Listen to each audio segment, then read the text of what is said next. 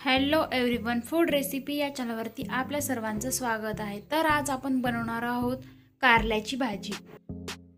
तर कारल्याची भाजी बनवण्यासाठी आपल्याला साहित्य लागेल थोडेसे काश्मीरी मिर्च पावडर, सब्जी मसाला, जिरे, मोहरी, कढीपत्ता, कोथिंबीर, कापलेले कारले, गूळ आणि चिंचेचं पाणी इथे मी मिक्स करून ठेवलेले, कापलेला कांदा आणि भाजलेले शेंगदाण्याचं कूट।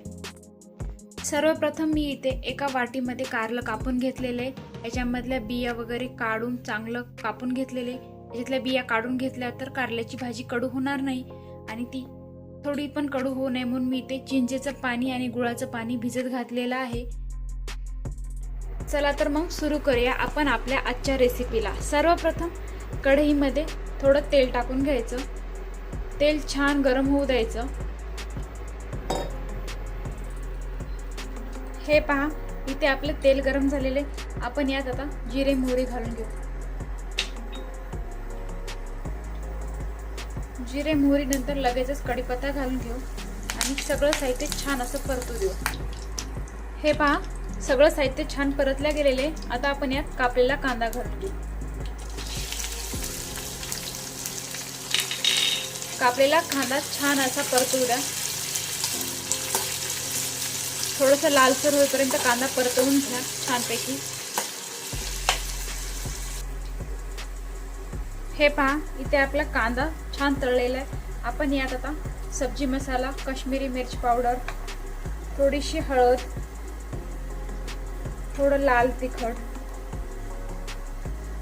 टाकून घेऊ आणि छान ही मसाले, लाल तिखट चांगलं तळू देऊ। 1 ते 2 मिनिटाला छान तळू द्या।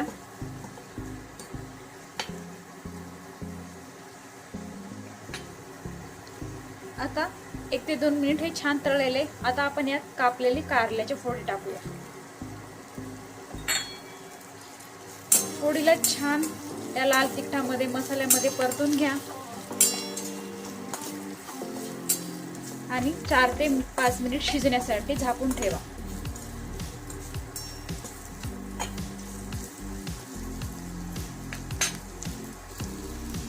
हे पहा, 4 ते 5 मिनिट आपण भाजीला छान असं वाफवून घेतलेलं आहे। आता आपण यामध्ये वरतून शेंगदाण्याचं कूट घालून घेऊ। 1 ते 2 चमचे शेंगदाण्याचं कूट घाला, नाही घातलं तरी चालेल।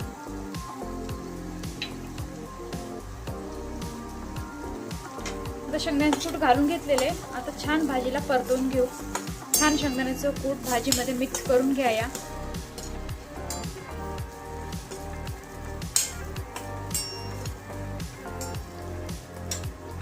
आता यानंतर आपण जे चिंच आणि गुळाचं पाणी भिजवलं होतं ते टाकून घेऊ, म्हणजे आपली भाजी थोडी पण कडू होणार नाही।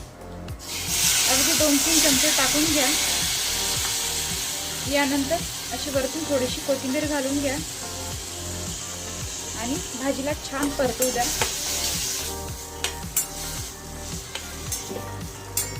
परत आता 7 ते 8 मिनिट भाजीला झाकून ठेवा आणि छान शिजू द्या।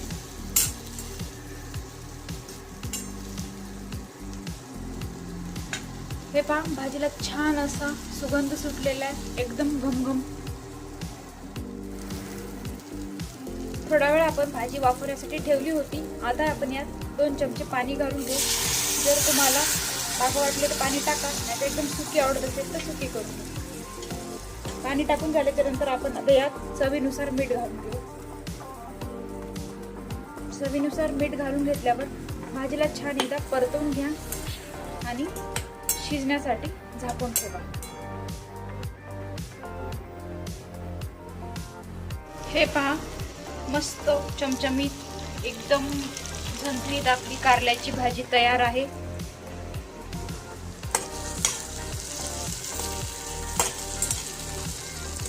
एकदम छान झणझणीत दिसत आहे ही भाजी, असं बघितल्याबरोबर खावीशी वाटेल।